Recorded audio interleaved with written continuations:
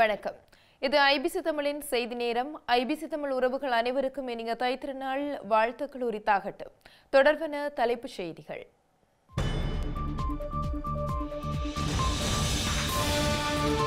பிப்ரவரி 8 இன பிரச்சினை தீர்வு பகிரங்கம் என யாழில் ரணில் அறிவிப்பு.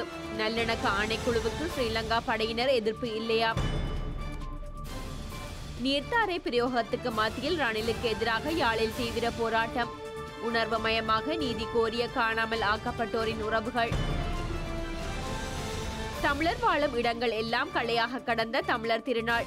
புலம்பெயர் நாடுகளில் குளிர்கால பண்டிகையாக மிளிரும் தைப்பொங்கல். உலக தொடர்பான விரிவான செய்திகள். இலங்கையின் இனப்பிரச்சினை தீர்வுக்காக எடுக்கப்படும் நடவடிக்கை குறித்து பிப்ரவரி மாதம் 8ஆம் தேதி நாட்டு மக்களுக்கு பகிரங்க அறிவிப்பு வெளியிடப்படும் என ஸ்ரீலங்காவின் அரசுத் தலைவர் இன்று யாழ்ப்பாணத்தில் வைத்து தெரிவித்துள்ளார். அத்துடன் இலங்கையின் இறுதிக்கட்ட போரின் போது இடம்பெற்ற போர்க்குற்றங்கள் மற்றும் மனித உரிமை மீறல்கள் தொடர்பாக உண்மையை கண்டறிவதற்கு ஸ்ரீலங்கா ராணுவம் எதிர்ப்பு தெரிவிக்கவில்லை என ஸ்ரீலங்கா ஜனாதிபதி ரணில் விக்ரமசிங்க தெரிவித்துள்ளார். வடக்கிலும் தமிழ் மக்களுக்கு இருக்கும் பிரச்சனைகள் தொடர்பில் நாம் பேச்சுவார்த்தை நடத்தி வருகின்றோம். நான் நாடாளுமன்றத்தில் இருக்கும் அனைத்து கட்சி தலைவர்களையும் அழைத்துள்ளேன். நாம் மீண்டும் நாட்டை ஒன்றிணைக்க பணியாற்ற வேண்டும் என நான் அனைவரிடமும் கூறியுள்ளேன். நல்லிணக்கத்தை மீண்டும் ஏற்படுத்துவோம் என நான் குறிப்பிட்டுள்ளேன். நான் நாடாளுமன்றத்தில் இருக்கும் நாடாளுமன்ற உறுப்பினர்களுடன் கலந்துரையாடியுள்ளேன். அடுத்த வாரம் கட்சித் தலைவர்களின் கூட்டத்தை மீண்டும் கூட்ட உள்ளேன். பிப்ரவரி 8ஆம் தேதி நாட்டில் நல்லிணக்கத்தை ஏற்படுத்த நாம் எடுக்கும் நடவடிக்கை என்ன என்பதனையும் அதனை நாடாளுமன்றம் எடுக்க வேண்டும் என்பதனையும் நான் கூறுவேன். இந்த பிரச்சனையை ஒருபுறம் ஒதுக்கி வைத்துவிட்டு அல்லது தாமதப்படுத்தி கால்பந்து போன்று அடித்து விளையாடி தீர்க்க முடியாது. தீர்வு என்ன என்பதனை நாட்டிற்கும் நாடாளுமன்றத்துக்கும் கூற வேண்டும். ஆகவேதான் முதலில் நாடாளுமன்றத்தின் கருத்தை கேட்க உள்ளேன். நாம் பல பிரச்சனைகள் தொடர்பில் பேச்சு நடத்தியுள்ளோம். காணாமல் போனோர் தொடர்பிலும் அவர்களின் குடும்பங்களுக்கு நிவாரணங்களை பெற்றுக் கொடுப்பது, என்ன நடந்தது என்ற உண்மையை கண்டறிவது தொடர்பிலும் கலந்துரையாடியுள்ளோம். அதேபோன்று இது தொடர்பில் ஆராய்வதற்கு உண்மை மற்றும் நல்லிணக்க ஆணைக்குழுவையும் அமைக்க உள்ளோம். விசேடமாக என்ன நடந்தது, யாரேனும் தவறு செய்துள்ளார்களா என்பதனை இந்த ஆணைக்குழு ஊடாக ஆராய உள்ளோம். 3 வாரங்களுக்கு முன்னதாக உண்மை மற்றும் நல்லிணக்க ஆணைக்குழுவை அமைப்பது தொடர்பில் உங்களது நிலைப்பாடு என்ன என இராணுவ கட்டளை தளபதியிடம் நாம் வினவினோம். உண்மையை கண்டறிய தாமும் விருப்பத்துடன் உள்ளதாக அவர் குறிப்பிட்டார். எமக்கு எதிராக உள்ள குற்றச்சாட்டுகளுக்கு பதில் வழங்க முடியும் எனவும் அவர் கூறினார். உண்மை மற்றும் நல்லிணக்க ஆணைக்குழுவை நியமிப்பதற்கு யாரும் எதிர்ப்பு தெரிவிக்கவில்லை. பயங்கரவாத தடை சட்டத்துக்கு பதிலாக புதிய சட்டத்தை நாம் கொண்டு வருவோம். இது வடக்குக்கு மாத்திரம் பிரயோகிக்கப்படுவதாக சிலர் கூறுகின்றனர். எனினும் இது நாட்டில் ஸ்திரத்தன்மையை ஏற்படுத்துவதற்கே பிரயோகிக்கப்படுகின்றது. இதனை கடந்த ஆண்டு தெற்கிற்கும் பிரயோகிக்க வேண்டி ஏற்பட்டது. இந்த நிலையில் தேசிய இன பிரச்சினைக்கு தீர்வு காணும் வகையிலான பேச்சுவார்த்தைகள் முன்னெடுக்கப்பட்டுள்ள சூழலில் ஸ்ரீலங்கா ஜனாதிபதி ரணில் விக்ரமசிங்கவின் யாழ்ப்பாணத்திற்கான பயணத்திற்கு எதிர்ப்பு தெரிவித்து இடம்பெற்ற ஆர்ப்பாட்டத்தின் போது நீர்த்தாரி பிரயோகங்கள் மேற்கொள்ளப்பட்டமை அரசியல் ரீதியில் உற்றுநோக்கலை ஏற்படுத்தியுள்ளது. பாதிக்கப்பட்ட மக்களுக்கான எந்தவொரு தீர்வையும் பெற்றுக் கொடுக்காது அவர்களை அடக்கும் முயற்சியாகவே நீர்த்தாரி பிரயோகங்கள் மேற்கொள்ளப்பட்டுள்ளதாக குற்றச்சாட்டு முன்வைக்கப்பட்டுள்ளது. தேசிய பொங்கல் தின நிகழ்வுகளில் பங்கேற்பதற்காக ஸ்ரீலங்கா ஜனாதிபதி ரணில் விக்ரமசிங்க இன்று காலை யாழ்ப்பாணத்திற்கு வருகை தந்திருந்தார். பலாலி விமான நிலையத்தை சென்றடைந்த ஜனாதிபதி ரணில் விக்ரமசிங்கவை முன்னாள் கல்வி ராஜாங்க அமைச்சர் விஜயகலா மகேஸ்வரன், வடக்கு மாகாண ஆளுநர் ஜீவன் தியாகராஜா, கடற்தொழில் அமைச்சர் டக்ளஸ் தேவானந்தா ஆகியோர் வரவேற்றனர். இந்த நிலையிலேயே ஜனாதிபதியின் யாழ்ப்பாண வருகைக்கு எதிர்ப்பு தெரிவித்து யாழ்ப்பாண பல்கலைக்கழக மாணவர்கள், வலிந்து காணாமல் ஆக்கப்பட்டவர்களின் உறவினர்கள் மற்றும் பொது அமைப்புகள் எதிர்ப்பு பேரணி ஒன்றை முன்னெடுத்தனர். யாழ்ப்பாணம் பல்கலைக்கழகத்திலிருந்து குறித்த கவனஈர்ப்பு பேரணி நல்லூர் வரை முன்னெடுக்கப்பட்டிருந்தது. இந்த பேரணி அரசடி பாரதியார் சிலையடி பகுதியில் ஸ்ரீலங்கா காவல்துறையினரால் தடுத்து நிறுத்தப்பட்டிருந்தது. இதனையடுத்து ஆர்ப்பாட்டக்காரர்களுக்கும் ஸ்ரீலங்கா அரச படைகளுக்கும் இடையில் முறுகல் நிலை ஏற்பட்டிருந்த நிலையில் நீர்த்தாரை பிரயோகம் மேற்கொள்ளப்பட்டிருந்தது.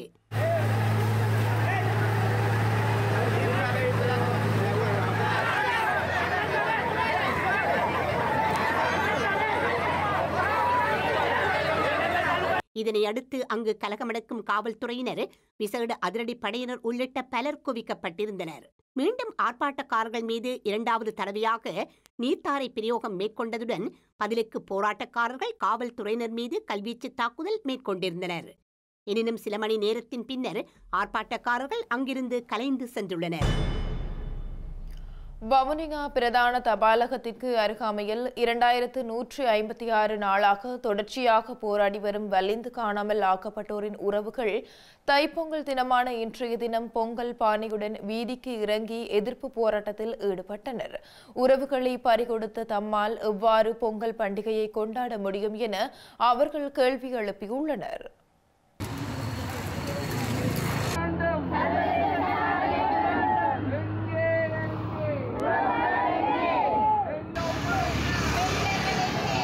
நாங்கள் இன்றைக்கு எத்தனை வருஷமாக நாங்கள் இதில் போராடி கொண்டிருக்கிறோம். இன்றைக்கு இந்த தைப்பொங்கல் நாள் அன்று இந்த தாய்மார்கள் ஒவ்வொருத்தரும் வீட்டில் பொங்கலாமத்தான் பானையோட வந்து நிற்கிறார்கள். என்னென்னா ஒரு பிள்ளையை 2 பிள்ளையை இழந்த தாய்மார்கள் எப்படி தைப்பொங்கல் அன்று வீட்டில் பொங்குறது? ஒரு பிள்ளை இல்லையென்றாலும் 2 பிள்ளை இல்லையென்றாலும் அந்த தாய்மாருக்கு பொங்குறதுக்கு மனமே இல்லை. இன்றைக்கு எல்லாரும் பானையோட வந்து இதில் நிற்கிறார்கள் தெருவில். நாங்கள் என்னென்று பொங்குறது? எங்கெண்ட பிள்ளைகளுக்கு எப்போ விடிவு வரும்? எங்கெண்ட பிள்ளைகளை எப்போ விடுதலை செய்வார்கள்? இவர்களை நாம் விடுதலை செய்ய போறதில்லை. எங்களுக்கு வெளிநாடுகள் தான் நிச்சயமாக பெற வேண்டும். அமெரிக்கா, ஐரோப்பிய ஒன்றிய நாடுகள் கட்டாயம் பெறணும். தாய்மார்களுக்கு தாபர்மார்களுக்கு ஒரு ஆறுதலை கொடுக்கணும்.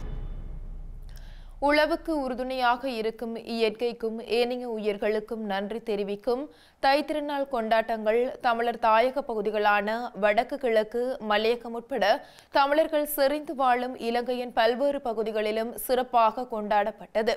பொருளாதார நெருக்கடிகளுக்கு மத்தியிலும் மக்கள் புதுப்பானையில் பொங்கலிட்டு சூரிய பகவானுக்கு நன்றி தெரிவிக்கும் வகையில் பொங்கல் கொண்டாட்டங்களில் ஈடுபட்டனர். அத்துடன் இன்று இந்து ஆலயங்களிலும் விசேட பொங்கல் பூஜை வழிபாடுகள் இடம்பெற்றதுடன் மக்கள் ஆலயங்களுக்கு சென்று வழிபாடுகளில் ஈடுபட்டனர்.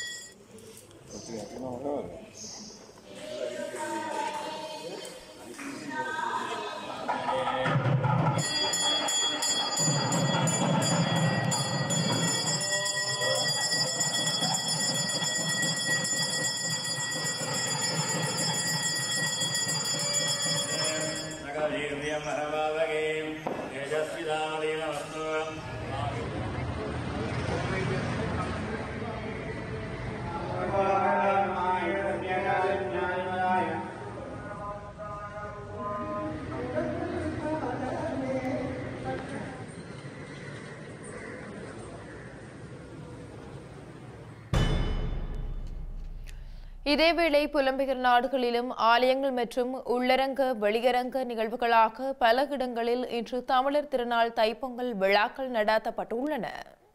நியூசிலாந்து முதல் கனடா வரை பரந்து வாழும் புகலிட நாடுகளிலும் இன்று பொங்கல் பண்டிகை கொண்டாடப்பட்டது.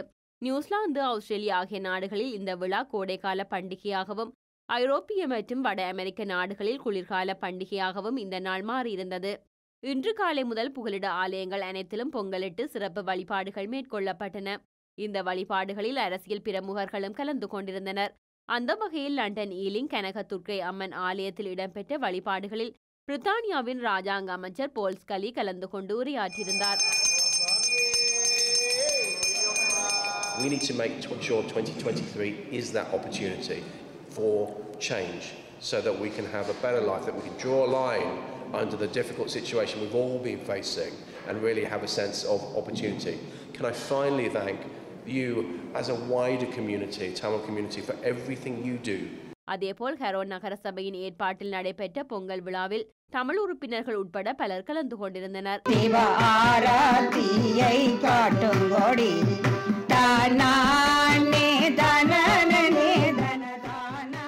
அதன் பின்னர் லண்டன் வெம்பிளி பகுதி மற்றும் பாரிஸின் லாச்சப்பல் பகுதி உட்பட பல நகரங்களில் தமிழ் வணிக நிறுவனங்களின் அனுசரணையுடன் வெளியரங்க பொங்கல் நிகழ்வுகள் நடத்தப்பட்டன.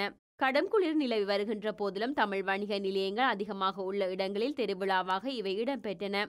பாரிஸ் சென்ட் டெனிஸ் பகுதியில் தமிழர் ஒருங்கிணைப்பு குழு உட்பட தமிழ் அமைப்புகளின் ஏற்பாட்டில் இன்று காலை உள்ளரங்க நிகழ்வாக பொங்கலிடப்பட்டது. அதன் பின்னர் மாலை வரை கலை நிகழ்வுகள் நடைபெற்றன. இதேவேளை நேற்றிரவு பிரித்தானிய தமிழ் அமைப்புகளின் ஏற்பாட்டில் லண்டன் டிராபல்கர் சதுக்கத்தில் தைமார உரிமை திங்கள் மாதம் மற்றும் பொங்கல் நாளை முன்னிட்டு சீரோழி மீன் அலங்கார காட்சி நடத்தப்பட்டிருந்தது. அங்கிருந்த பிரபலமான நெல்சன் தூணில் தைப்பொங்கல் வாழ்த்து கார்த்திகை பூவுடன் ஒளிரவிடப்பட்டிருந்தமை குறிப்பிடத்தக்கது. அந்த வகையில் தைத்திருநாள் பொங்கல் நிகழ்வு ஐபிசி தமிழின் யாழ் கலையகத்தில் மிகச்சிறப்பாக இடம்பெற்றுள்ளது. கடந்த வருடத்தை போன்று இந்த வருடமும் பொங்கல் நிகழ்வு இடம்பெற்றுள்ளது.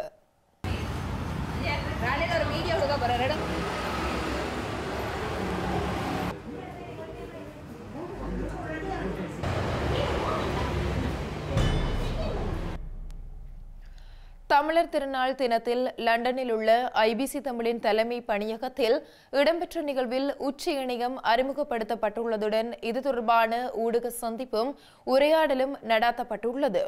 ஐபிசி குழுமத்தின் தலைவர் கந்தையா பாஸ்கரன் தலைமையில் இடம்பெற்ற இந்த நிகழ்வில் ஐபிசி குழுமத்தின் நிறைவேற்று பணிப்பாளர் நிராஜ் டேவிட் மற்றும் உச்சி இணைய தளத்தின் பணிப்பாளர் மதுரன் தமிழவேள் ஆகியோர் பங்கெடுத்து ஊடக சந்திப்பையும் உரையாடலையும் முன்னெடுத்திருந்தனர். இந்த நிகழ்வில் நேரடியாகவும் ஜூம் தொழில்நுட்பத்தின் ஊடாகவும் ஆர்வலர்களும் ஊடகர்களும் பங்கெடுத்திருந்தனர். தமிழ் தேசிய தலைவரினால் உருவாக்கப்பட்ட தமிழ் தேசிய கூட்டமைப்பு கட்சி உறுப்பினர்களினால் செயற்பாட்டால் நேற்றுடன் இல்லாமல் போயுள்ளதாக ஸ்ரீலங்கா சுதந்திர கட்சி தெரிவித்துள்ளது. தேர்தல் வாக்குகளை பெற்றுக்கொள்ளும் நோக்கத்துக்காக கட்சி பிளவுபட்டு பிரிந்து போட்டியிட உள்ளதாக சுயலாப அரசியல் தந்திரம் எனவும் அவர்களால் தமிழ் மக்களுக்கான தீர்வை வழங்க முடியாது எனவும் யாழில் இன்று இடம்பெற்ற ஊடக சந்திப்பில் ஸ்ரீலங்கா சுதந்திர கட்சியின் யாழ் மாவட்ட அமைப்பாளர் அங்கஜன் ராமநாதன் சுட்டிக்காட்டியுள்ளார். தெற்குல ஸ்ரீலங்கா சுதந்திர கட்சி தற்போது அதாவது சுதந்திர ஜனநாயக கூட்டமைப்பு என்று சொல்லி சுதந்திர மக்கள் கூட்டமைப்பு என்று சொல்லி ஒரு கூட்டணி உருவாக்கி இருக்கிறார்கள். அது ஸ்ரீலங்கா சுதந்திர கட்சி மற்றும் டலஸ் அமைச்சர்களுடைய ஒரு சில உறுப்பினர்கள் மற்றும் உத்தர லங்கா சபா என்று சொல்லி விமல் வீரவன்ச உதயகம்மன் பிள்ளை அவர்களுடைய சேர்ந்த ஒரு கூட்டணியில கேட்கிறதாக இருக்கிறது. ஆனால் அதிலேயும் சில பேச்சுவார்த்தைகள் நடந்து கொண்டிருக்கிறது. சில மாவட்டங்களில் தனியாக கையில் கேட்பதும் கைச்சின்னத்தில் சில மாவட்டங்களில் ஹெலிகாப்டரில் கேட்கறதுக்கான ஏற்பாடுகள் நடந்து கொண்டிருக்கிறது. தமிழ் மக்களை இல்லாமலாக்கி இந்த முயற்சியை எப்படி அடைய போறார்கள் என்றது தெரியவில்லை. ஆனால் இப்படி பிரிந்து தேர்தல் வாக்கு பெறுவதற்கான ஆசையில செய்வது தமிழ் மக்களுடைய கனவை எப்படி நிறைவேற்ற போறார்கள் என்றது சந்தேகமாக இருக்கிறது. என்றால் இந்த அரசியல் மக்களை சந்திக்க போய் மக்களிடம் வாக்கு கேட்பதற்கே பிரிந்து போனால் எப்படி மக்களுடைய தேவைகளை ஒன்றுபட்டு செயல்படுத்துவதுன்றது மிகப்பெரிய ஒரு கேள்விக்குறியாக இருக்கிறது. ஆகவே அவர்களுடைய வளமையான தேர்தலுக்கான யுக்தியே ஒழிய இது மக்களுக்கான எந்த ஒரு தீர்வும் மக்களுக்கான எந்த ஒரு நோக்கத்திலையும் செயல்பாடு இல்லைன்னு தான் நான் நம்புறேன். ஸ்ரீலங்கா ஜனாதிபதி ரணில் விக்ரமசிங்கவின் பிரித்தாளும் தந்திரம் தமிழ் தேசிய கூட்டமைப்பிற்குள்ளும் அரங்கேறியுள்ளதாக என்பதில் சந்தேகம் காணப்படுவதாக தமிழ் தேசிய கூட்டமைப்பின் நாடாளுமன்ற உறுப்பினர் எம்.எஸ். சுமந்திரன் கூறியுள்ளார். ஜனநாயக தமிழ் தேசிய கூட்டமைப்பு என்ற பெயரில் புதிய கூட்டணி உருவாக்கப்பட்டமையினால் எந்தவொரு பாதிப்பும் இலங்கை தமிழரசு கட்சிக்கு ஏற்பட போவதில்லை என அவர் கூறியுள்ளார். டிடிஎன்ஏ என்பது ஏற்கனவே பதிவு செய்யப்பட்ட ஒரு அரசியல் கட்சி. அது பலகாலமாக இருப்பது எங்களுக்கு தெரியும். அது தமிழ் தேசிய கூட்டமைப்பு அல்ல. அது திரு சித்தார்த்தன் அவரோடு இருக்கிற ராகவனுடைய பொறுப்பிலே அவர்கள் தங்களுடைய கையிலே வைத்திருந்த ஒரு அரசியல் கட்சி. அந்த பெயரிலே சிலர் சேர்ந்து போட்டியிடுவதாக நாங்கள் அறிகிறோம். அது அவர்களுடைய சுதந்திரம், அவர்கள் அதனை செய்யலாம். தமிழ் தேசிய கூட்டமைப்பு என்ற பெயரை எவரும் பயன்படுத்துவதில்லை என்று நாங்கள் தனித்தனியாக போட்டியிடுகிற தீர்மானத்தை எடுத்த வேளையிலே இணங்கிக் கொண்டோம். ஆகையினாலே அந்த இணக்கத்துக்கு ஏற்றாற்போல் அவர்கள் செயற்பட வேண்டும் என்று நாங்கள் விரும்புகிறோம். அப்படி இல்லை, அதை மீறி அவர்கள் செயற்படுவதாக இருந்தாலும் அதில் எங்களுக்கு அதை பற்றி எந்த கவலையும் கிடையாது. ஒரு பெயரிலேயும் ஒரு சின்னத்திலேயும் நம்பித்தான் மக்கள் வாக்களிப்பதில்லை. அந்த பெயருக்கும் அந்த சின்னத்துக்கும் பின்னால் யார் நிற்கிறார்கள் என்பதை பார்த்துத்தான் மக்கள் வாக்களிப்பார்கள். ஆகையினாலே தமிழ் தேசிய கூட்டமைப்பு என்கின்ற பெயரை வேறெவரும் உபயோகித்தாலும் அதனாலே எந்த சேதமும் ஏற்பட்டுவிடப் போவதில்லை. பாராளுமன்றத்திலே ஜனாதிபதியை தெரிவு செய்கிற தேர்தலிலே தமிழ் தேசிய கூட்டமைப்பாக நாங்கள் ஒரு நிலைப்பாட்டை எடுத்தோம். ஏகமனதாக எடுக்கப்பட்ட முடிவு. ஆனாலும் எங்களுடைய 10 உறுப்பினர்களிலே சிலர் தனக்கு வாக்களித்ததாக ஜனாதிபதியே பெருமிதமாக எங்களிடத்திலே ஒரு தடவை சொல்லியிருக்கிறார். ஆகவே அது உண்மையாக இருந்தால் அவர் தன்னுடைய பிரித்தாளுகிற கைங்கரியத்தை தமிழ் தேசிய கூட்டமைப்புக்குள்ளேயும் காட்டியிருக்கிறார் என்பதுதான் உண்மையானதாக இருக்கும். இப்பொழுது நிகழ்கிற சில சம்பவங்களை பார்க்கிற போதும் ரணில் விக்ரமசிங்கவனுடைய இந்த பிரித்தாளுகிற தந்திரம் தமிழ் தேசிய கூட்டமைப்புக்குள்ளும் அரங்கேறி இருக்கிறதாக தென்படுகிறது. ஸ்ரீலங்கா சுதந்திர கட்சியின் சிரேஷ்ட உபத்தலைவரும் முன்னாள் அமைச்சருமான ஃபைசர் முஸ்தபா அந்த கட்சியிலிருந்து விலகியுள்ளார். தமது பதவி விலகல் கடிதத்தை கட்சியின் தலைவர் முன்னாள் ஜனாதிபதி மைத்ரிபால சிறிசேனவிற்கு அனுப்பி வைத்துள்ளதாக தெரிவித்துள்ளார். கட்சியிலிருந்தும் கட்சியில் வகித்த பதவிகளில் இருந்தும் தாம் விலகியுள்ளதாக அவர் தமது கடிதத்தில் குறிப்பிட்டுள்ளார். இலங்கையில் இடம்பெற்ற உயிர்த்த ஞாயிறு தாக்குதல் சம்பவம் தொடர்பான வழக்கில் நீதிமன்றினால் விதிக்கப்பட்டுள்ள 100 மில்லியன் ரூபாய் பணத்தை நட்ட ஈடாக வழங்குவதற்கு தன்னிடம் பணம் இல்லை என ஸ்ரீலங்காவின் முன்னாள் ஜனாதிபதி மைத்ரிபால சிறிசேன தெரிவித்துள்ளார். எனினும் உயர் நீதிமன்றத்தின் தீர்ப்பிற்கு தான் தலைவணங்குவதாக நிட்டம்புவ விளையாட்டு மைதானத்தில் இன்று இடம்பெற்ற நிகழ்வில் கூறியுள்ளார். தானும் தனக்கு நெருக்கமானவர்களும் இணைந்து பணத்தை சேர்ப்பதற்கு நடவடிக்கை எடுத்துள்ளதாக மைத்ரிபால சிறிசேன தெரிவித்துள்ளார். இந்திய கடற்படை கப்பல் உத்தியோகபூர்வ விஜயமாக இலங்கையின் திருகோணமலை துறைமுகத்தை சென்றடைந்துள்ளது. இந்த கப்பலுக்கு கடற்படை பாரம்பரியங்களுக்கு அமைய வரவேற்பு வழங்கப்பட்டுள்ளது. அமெரிக்கா மற்றும் சீனா உள்ளிட்ட நாடுகள் ராஜதந்திர பிரதிநிதிகள் இலங்கைக்கு விஜயம் செய்துள்ள பின்னணியில் இந்தியா தனது கடற்படை கப்பலை இலங்கைக்கு அனுப்பியுள்ளது. INS டெல்லி என்ற இந்திய கடற்படையினரின் நாசகாரி கப்பல் 390 பணியாளர்களுடன் இலங்கையை சென்றடைந்துள்ளது. 163.2 மீட்டர் நீளமுள்ள இந்த கப்பலுக்கு கேப்டன் ஷிராத் ஹுசேன் அசாத் தலைமை தாங்குகின்றார். இந்த நிலையில் கிழக்கு கடற்படை தலைமையகத்தில் வைத்து கிழக்கு கடற்படை கட்டளை அதிகாரி மற்றும் தொண்டர் கடற்படையின் படைத்தலைவரான ரியல் அட்மிரல் தம்மிக்க குமாரவை INS டில்லி கப்பலின் கட்டளை அதிகாரி நாளை சந்திக்கவுள்ளார். கப்பல் இலங்கையில் தரித்து நிற்கும் காலத்தில் இரு கடற்படைக்கும் இடையே ஒத்துழைப்பையும் நல்லுறவையும் மேம்படுத்தும் நோக்கில் ஸ்ரீலங்கா கடற்படையால் ஏற்பாடு செய்யப்பட்ட பல நிகழ்வுகளில் இந்திய கப்பல் பணியாளர்கள் பங்கேற்க உள்ளனர். இந்த பணியாளர்கள் திருகோணமலைக்கு சுற்றுலா செல்வார்கள் என்றும் எதிர்பார்க்கப்படுகின்றது. மறுபுறம் ஸ்ரீலங்கா கடற்படை வீரர்கள் INS டெல்லி கப்பலில் பயிற்சிகளிலும் ஈடுபட உள்ளனர். பயணத்தை நிறைவு செய்து INS டெல்லி நாசகாரி கப்பல் எதிர்வரும் 17ஆம் தேதி இலங்கையிலிருந்து புறப்படும் என தெரிவிக்கப்பட்டுள்ளது. செய்திகளின் நிறைவாக மீண்டும் தலைப்புச் செய்திகள். உலகளாவிய